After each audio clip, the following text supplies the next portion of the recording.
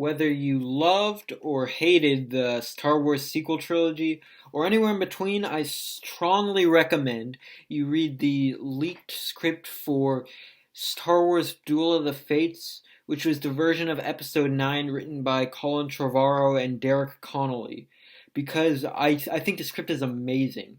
I think it's fantastic, and I genuinely think both people who hate the sequel trilogy and love the sequel trilogy would probably both like and appreciate the script if they gave it a chance. Let me just say that I'm not by any means a fan specifically of Colin Trevorrow or Derek Connolly. I personally did not like either of the Jurassic World movies, and I don't want to use this video to criticize their other movies. I'm only saying that to make clear that I wouldn't automatically recommend anything they wrote. In fact, before the Duel of the Fates leaks, I was very pessimistic about their episode 9 because I thought they would not do a good job, frankly. And then I was kind of shocked to learn that they actually did an amazing job. Point being, you really should give the script a chance, even if you hate everything else Trevorrow and Connolly have done.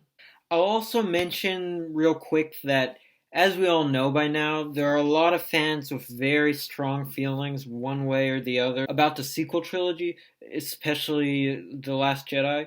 Personally, my feelings on Episode 7 The Force Awakens and Episode 8 The Last Jedi are mostly negative, although I do like some parts of them.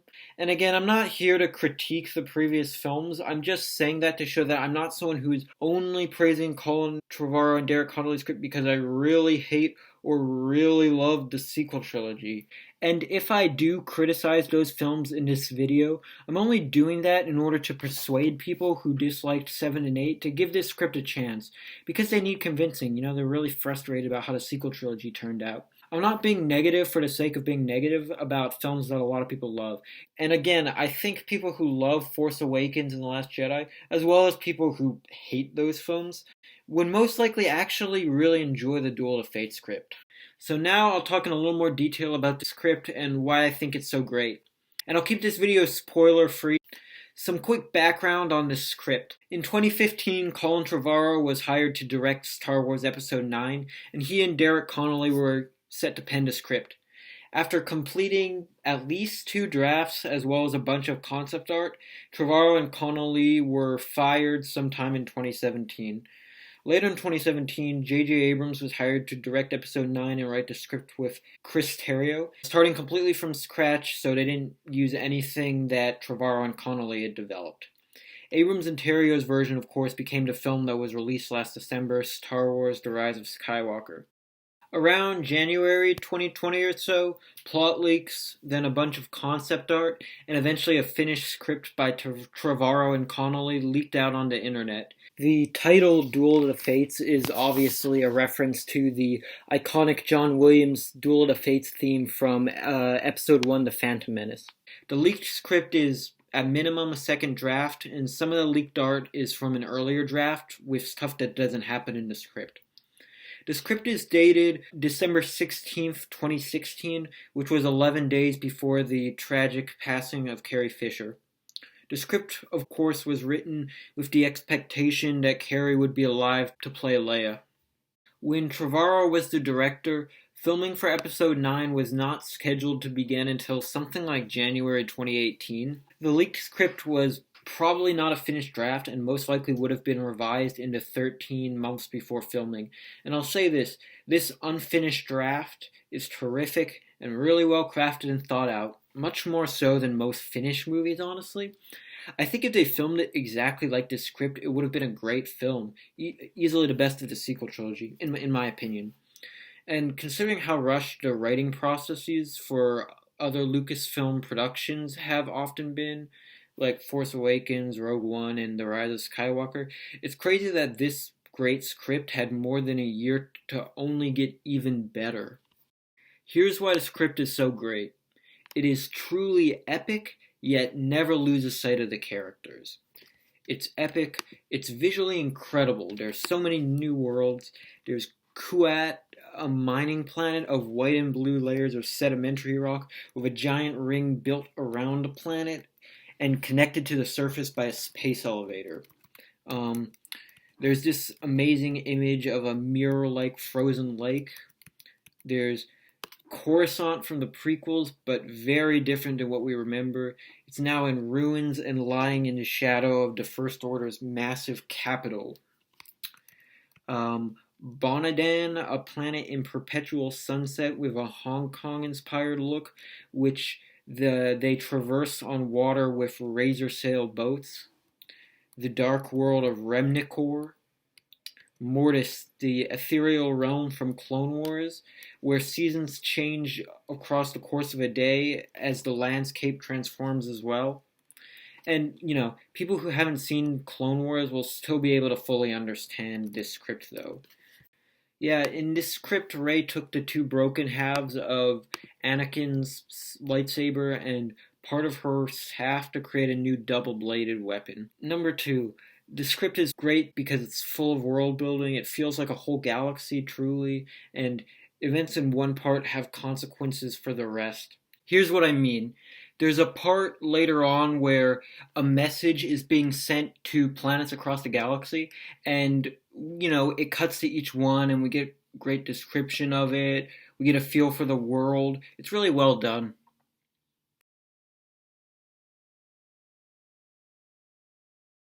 The script is full of little details and moments that add to the world. By the way, Utai are an alien species from Episode 3 Revenge of the Sith. The script has a really healthy mix of established species, which kind of makes it feel like part of the, existing saga, but also enough new ones that it feels fresh and, weird. Also, I'm curious what mech troopers look like. They aren't in any of the leaked concept art, but it sounds cool. The script is full of excitement, action, tension, drama, intense takes. I feel like in a lot of modern blockbuster films, the danger doesn't feel real, but in this one it does. But along with plenty of levity and humor and a lot of emotional moments also. R2 does not die here, don't worry. He gets damaged, but in an emotional scene at the end, he is repaired. Some of this concept art gives a pretty dark vibe, so before I read the script, I worried it would be too dark and serious. I'm happy to report it's not. There are dark moments which makes the stakes and danger feel credible and real, but there's a lot of funny and heartwarming parts as well. The script feels like a true sequel to the previous two films, and by that I mean it accomplishes the impressive feat of organically and satisfyingly building off the previous two, while for those of us who, like me, dislike or hate, for some of us, a lot of things about Force Awakens and The Last Jedi, it does not do those things. Existing protagonists aren't portrayed as, terrible people. I'm not coming back. Nothing can make me change my mind.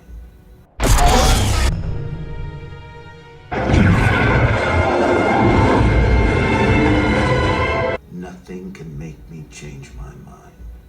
It's not unoriginal like Force Awakens, no generic desert planets like Disney keeps doing. The universe doesn't feel small, there's genuine world building. But at the same time, I think people who loved Force Awakens and Last Jedi won't like this one any less or feel like it's a betrayal of the previous stories in any way. It specifically ties to the story and character moments from the previous two films. For example, Poe's line, "I can fly anything," is used again in this scene. But even for the best pilot in the Resistance, flying a Star Destroyer is easier said than done. The heroes from the previous sequel trilogy films, Rey, Finn, Poe, and Rose, are done justice. No one is given short shrift. Everyone has something to do and plays an important and satisfying role in the story. The script builds off of and ties to the Star Wars saga as a whole without being unoriginal. Trevorrow and Connolly know Star Wars, and fans will understand the connections and references, but casual viewers who have only seen the movies will still totally be able to understand everything. It pulls inspiration from the old expanded universe with the Eclipse-class Star Destroyer. In a really cool opening scene, our heroes steal the Eclipse. On board are the vehicles and weapons they need to retake the capital of the galaxy, Coruscant. They just need an army, people brave enough to stand up to the First Order's tyranny. We return to Darth Vader's castle on Mustafar, and there's a great appearance by Bosk. But in any Star Wars movie, the most important thing to get right is the characters. That's, the beating heart of the film. And I think this script really gets the characters right.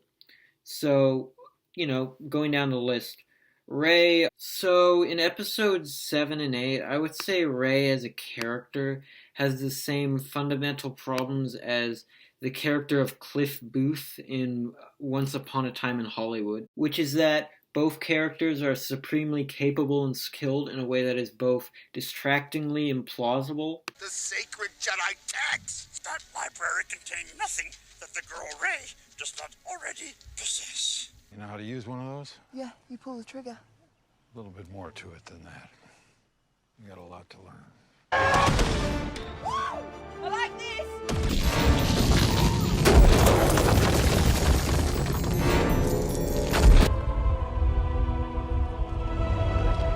And also removes any danger or tension from the situations they're in, which makes their scenes boring. I'm coming in there. With my own two eyes, I'm gonna get a good look at George. And this ain't stopping me. Okay.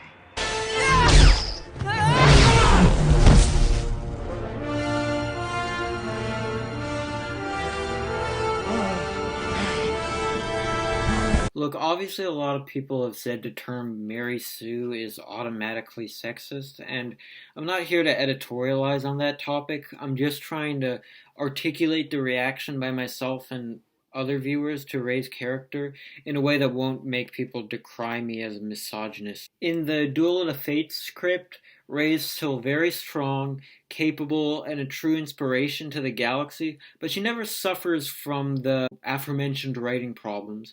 She's powerful but never overpowered. She has no plot armor and is in very real danger from some threats more powerful than her, and which, like all the OT characters, she cannot withstand without the help of her friends, and vice versa. The whole OT was the protagonists taking turns rescuing each other. They're all interdependent, and this script feels far more true to that than Rey's near invincibility in the previous two films, with the exception of the Snoke scene from Last Jedi. Give me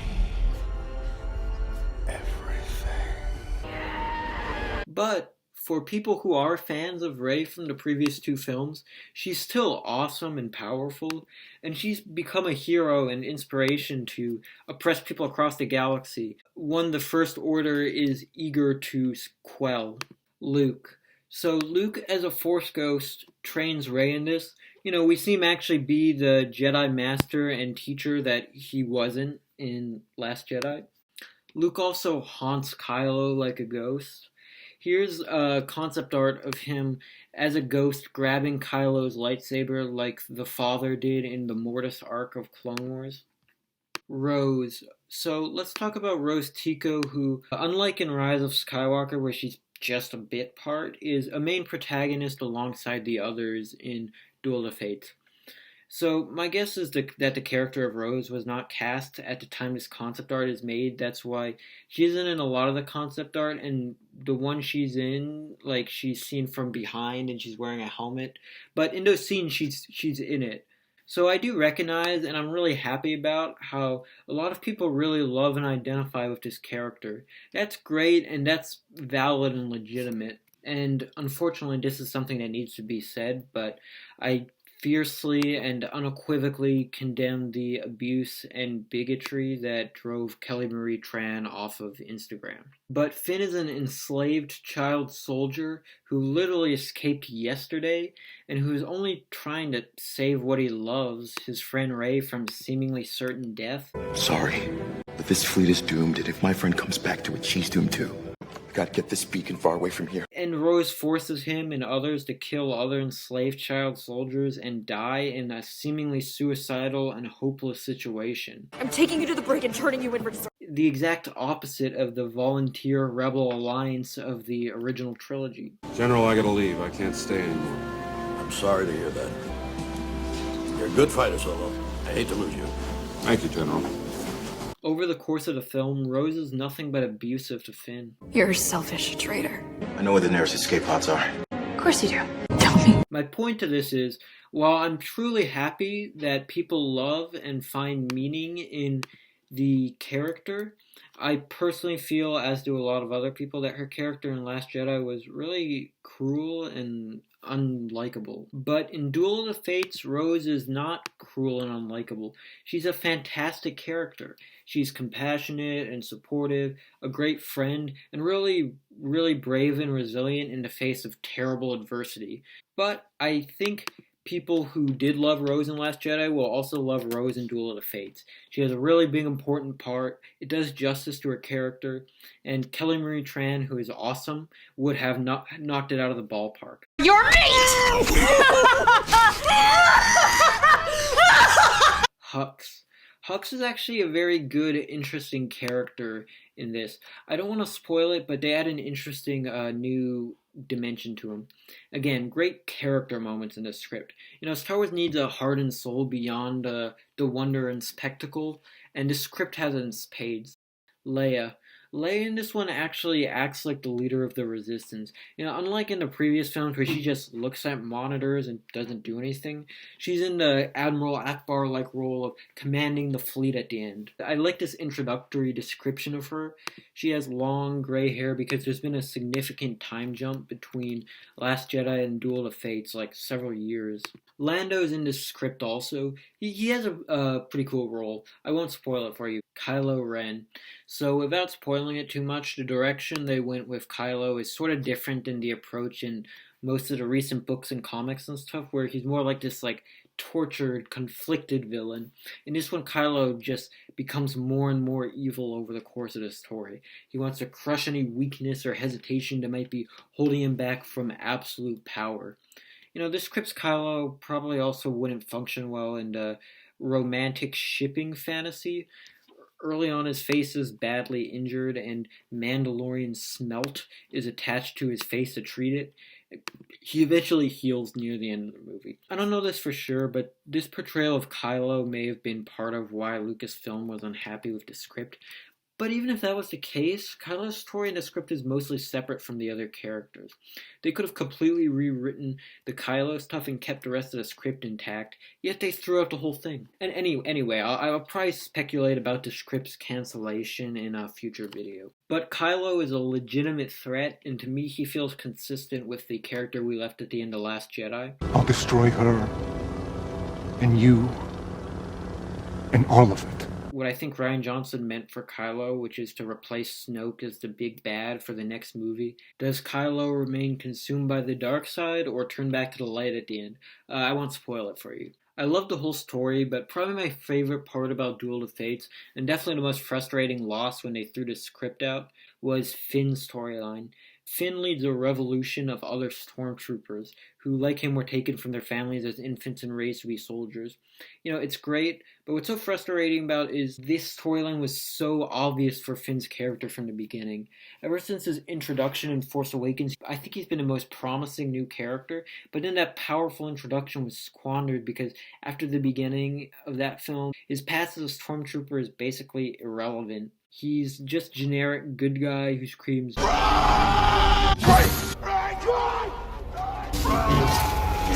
and it's been a tremendously disappointing missed opportunity. I wish they kept the whole script of Duel of Fates, but I think if any one thing should have been carried on to some different version of Episode 9, it's this storyline. And you know, and that just gets to the point that it's so frustrating that they threw out the whole script. Like, if you want to have a problem with it, why not keep at least the stuff that's working? Because so much of it works so great. But however, at least we know what might have been and almost was, because Finn's potential is realized in Duel of Fates, and it's awesome. The script also has a really beautiful last scene. I don't want to spoil it for you, but it's really good. My one big criticism in the script is that in one scene near the end, that's pretty prominent. A particular character is absent. The scene itself is good, but that character should not have been left out. But I won't say any details to avoid spoilers. And then last point, I'll just leave here a short scene that to me illustrates why this script is so effective when other recent Star Wars releases have failed.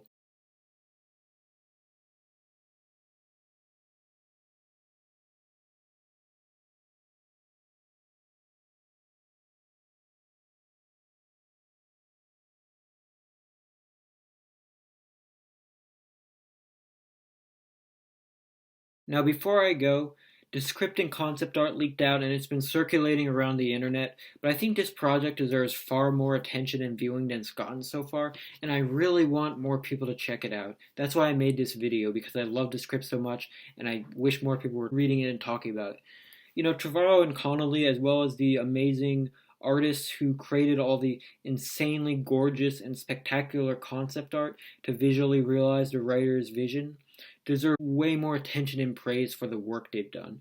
I can't imagine how unbelievably frustrating it must be to devote almost 2 years of your life and career to working full time on a project you've poured your heart and soul in and are super invested in as an artist and as a Star Wars fan. And then after that, to just suddenly be fired and all your work get thrown away, never to even be used or even seen by anyone until these, unofficial leaks happened. So I highly recommend you read the leaked Duel of the Fates script, and if you like it, go, brave the toxic cesspools of Twitter so you can tell Colin Trevorrow, Derek Connolly, and the concept artist, I don't know all their names or else I would mention them here, what a great job they did. Thanks for watching, and please like and subscribe. Thanks.